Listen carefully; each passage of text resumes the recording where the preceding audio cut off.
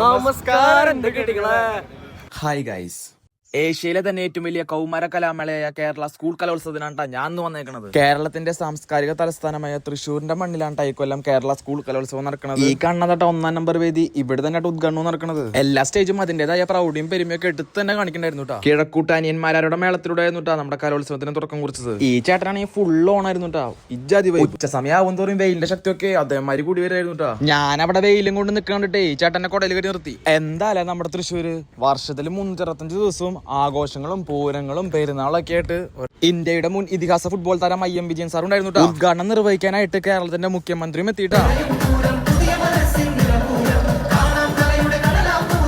കേരള കലാമണ്ഡലത്തിലെ വിദ്യാർത്ഥികളായിരുന്നു ഈ വട്ടത്തെ ഉദ്ഘാടനത്തിനോടനുബന്ധിച്ചുള്ള നൃത്ത പരിപാടികൾ അവതരിപ്പിച്ചു. 249 ഇനങ്ങള് 25 സ്റ്റേജിലുമായി 15,000-ഓളം കുട്ടികളാണ് മത്സരങ്ങളിൽ മാറ്റിയിരിക്കുന്നത്. കഴിഞ്ഞ കൊല്ലം കപ്പ് തൂക്കിയത് ഞങ്ങൾ തൃശ്ശൂകാരായിരുന്നു. ഇക്കൊല്ലം കപ്പ് ആരെടുക്കുന്നു നിങ്ങൾക്ക് തോന്നുന്നത് കമന്റ്സിലൂടെ അറിയിക്കട്ടോ. അപ്പൊ ഓക്കെ, ബൈ.